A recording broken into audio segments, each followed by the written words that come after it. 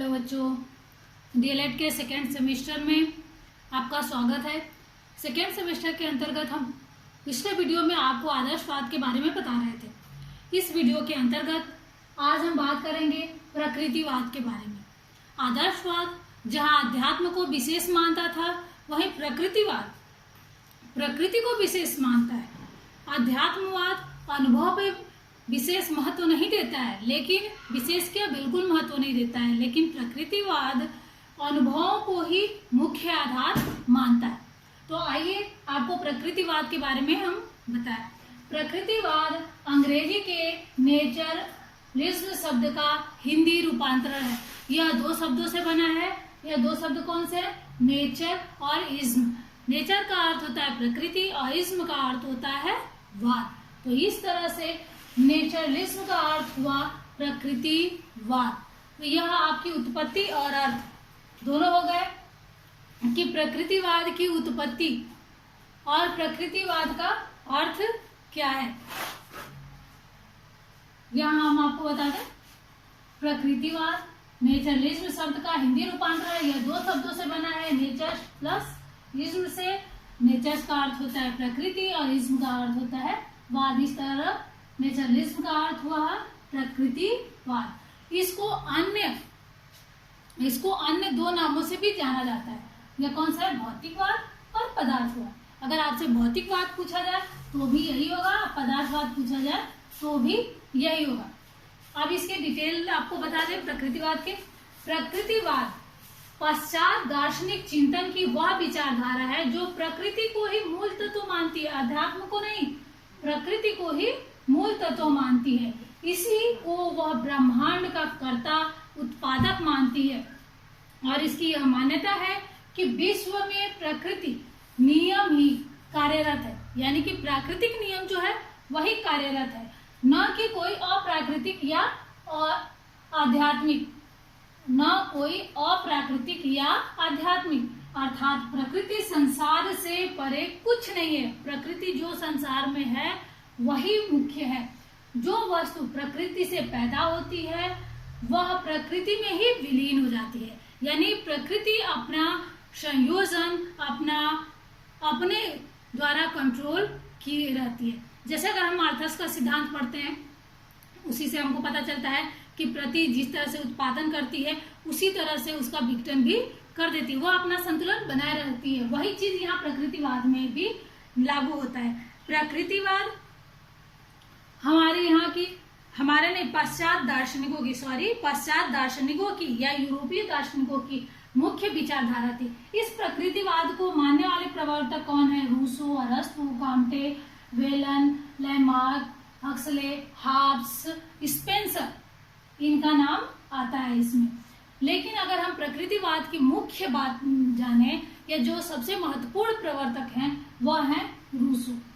Rousseau एक प्रकृतिवादी है और उन्होंने नारा क्या दिया था? उन्होंने कहा था कि प्रकृति की ओर लौटो। यह प्रकृति के बहुत बड़े समर्थक थे, प्रकृतिवाद के बहुत बड़े समर्थक थे। इनकी एक पुस्तक एमिल, यहाँ हमने लिखा है एमिल, प्रकृतिवाद पे लिखी गई है। एमिल पुस्तक में जो बालक के विभिन्न अवस्थाओं में शिक्षा ग्रहण करने की आयु है, उसके साथ साथ उन्होंने यह बताया है कि बालक को प्रकृति में स्वतंत्र रूप से छोड़ देना चाहिए। यह इनकी पुस्तक है, बहुत महत्वपूर्ण पुस्तक है। अगर बाय द वे आपसे कोई पूछता है तो इस पे आप चर्चा कर सकते हैं। यह इनकी ऐसी पुस्तक है जिसमें प्रकृतिवाद के अनुसार बालक की शिक्षा दीक्षा कैसे होनी चाहिए, इस पे इन्होंने अपना प्रकाश डाला है। इसके अंतर्गत यानी एमिल में इन्होंने बताया है कि बालक को स्वतंत्र रूप से प्रकृति के अंतर्गत छोड़ देना चाहिए और बालक अपनी अनुभव, अपनी योग्यता, अपनी रुचि के अनुसार अपनी शिक्षाएं खुद ब खुद ग्रहण कर लेता है। इसमें शिक्षक का कोई योगदान नहीं होता है। शिक्षक सिर्फ और सिर्फ एक माली के समान होता है जो देखता रहे कि बालक क्या करता है क्या नहीं करता है, वो बस एक देख रेख के तरह से हो। यहाँ जैसे आदर्शवाद में बताया जाता है कि गुरु बहुत विशेष योगदान रखता है, गुरु ही महत्वपूर्ण केंद्र बिंदु है, तो यहाँ क्या कहता है? यह बाल केंद्रित है, बालक ही मुख्य है। एक तरह से कहा जाए मनोवैज्ञानिकों के अनुसार यह बाल केंद्रित शिक्षा थी। जो प्रकृतिवाद के अनुसार प्रदान की जाती है। जैसे थॉर्नडाइक कहाँ पढ़ते हैं, प्रयत्न और भूल, प्रयत्न का सिद्धांत, प्रभाव का सिद्धांत। तो उसी तरह प्रकृतिवाद में भी था कि बालक को स्वतंत्र छोड़ दो, वो खुद ब खुद अपने अनुभव के आधार पे सीख लेगा।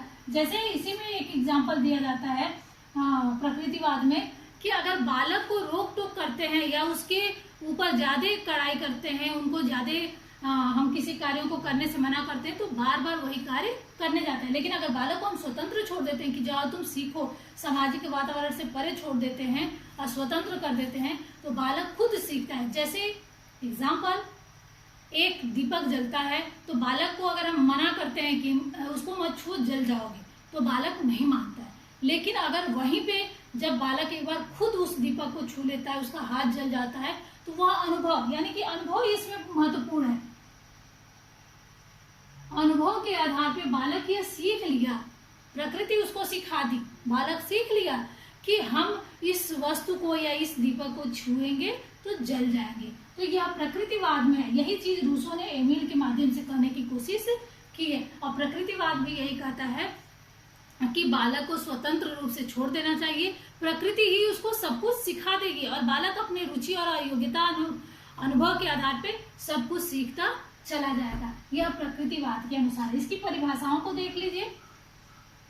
मार्ले के अनुसार सबसे प्रेम करना, मानव प्रकृति में पूर्ण विश्वास करना, न्याय की सदा कामना करना, साधारणता संतोष के साथ काम करना कि इससे दूसरों का उपकार हो, यह प्रकृतिवाद की परिभाषा है। दूसरा, जॉयसे के अनुसार बताया गया है कि प्रकृतिवाद वह विचारधारा है जिसकी प्रमुख विशेषता अध्यात्म को स्वीकार नहीं करना है, यानी कि अस्वीकार करना है, अध्यात्म को अस्वीकार करना है और प्रकृति और मनुष्य के दार्शनिक चिंतन उन बातों को स्थान न देना है जो हमारे अनुभव से परे है, यानी कि यहाँ अनुभव को विशेष महत्व दिया गया है। तो प्रकृतिवाद क्या कहती है कि अनुभव ही महत्वपूर्ण होता है और अनुभव के आधार पे जो कुछ हम सीखते हैं वही महत्वपूर्ण है। प्रकृति, नेचर हमको जो कुछ सिखाती है वही, उसी के अनुसार हमको जीवन जीना चाहिए, न कि सामाजिक वातावरण, क्योंकि यहाँ सामाजिकता का अवहेलना किया गया है। जबकि मनुष्य एक सामाजिक प्राणी है, लेकिन यहाँ प्रकृति क्या कहता है कि नहीं, मनुष्य को सामाजिक वातावरण से दूर रखना चाहिए, क्योंकि सामाजिक वातावरण कृत्रिम होता है और प्राकृतिक नेचर ये प्राकृतिक होता है। और कृत्रिम वातावरण से बालक को हर संभव कोशिश करना चाहिए कि दूर रहे। तो उम्मीद है आपको आज प्रकृतिवाद समझ में आई होगी। अगले वीडियो में हम प्रकृतिवाद के सिद्धांत के बारे में बात करेंगे। धन्यवाद।